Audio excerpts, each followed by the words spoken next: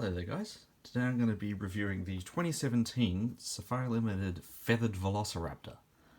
And I'm not kidding when I say that, like it makes sense for Papo to say feathered, but Safari didn't need to put that in. Now,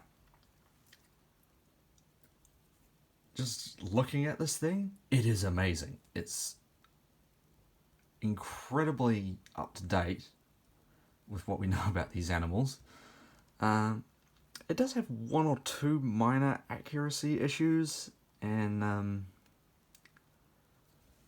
some problems with the paint. Like, the first one is the eyes. I haven't actually found a company for a while that has the eyes pointing in the same direction. So there it's looking forward, but there it's looking back. And you can see there. The dino fuzz on the leg should probably extend to the ankle rather than halfway down the shin.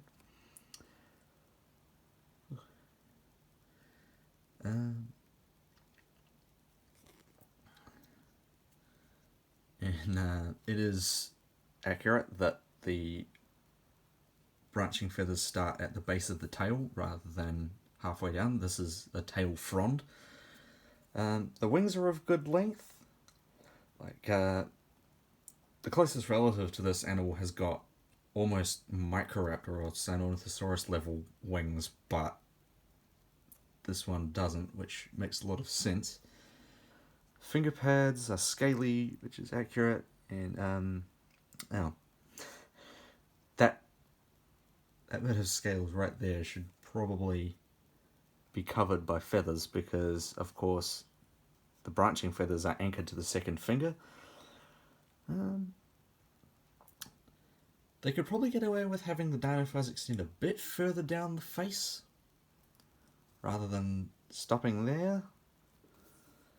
And I'm not really sure about the incredibly scrawny tail muscles. Like, you've got this really thick area here where the muscles are attaching to the legs, but then the tail itself is really scrawny at the base.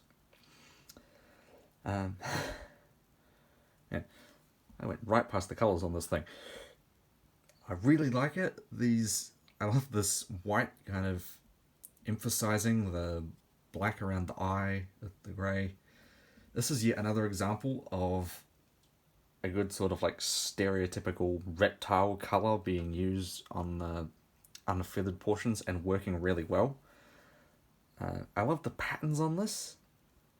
On the branching feathers, it's really obvious that these are for display as well as functioning while running.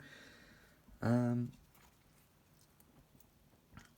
do like how it's got this sort of dark wash of, I think, the same colour as the back of the head over the orange, but yeah, it's alright. And then the white underbelly. Do I have any other problems with this thing? I don't think I do. Yeah, no. Legs are accurately muscled because despite what a certain movie franchise based on a book by a certain Mr. Crichton would have you believe, these animals were not long distance runners. Like, they were sprinters, not well, more like a cheetah than a hunting dog, for example. I think they could have possibly done something a little bit better with the pose because it is technically a tripod because the tip of the wing is resting on the ground, but Papo did that too, I suppose, and it works. It's obviously better than having the tail sitting on the ground. So, speaking of the Papo Velociraptor, some size. So I think these are both 1/12 scale. This is definitely 1/12 scale, so this is probably the same. Got the Papodimetrodon, and then my only other Safari Raptor, which is the mini Velociraptor, and then collected dead Stegosaurus and Safari Archaeopteryx. So, I have one or two issues with this thing. I think it's really good. I think I'm going to give it a 4.9.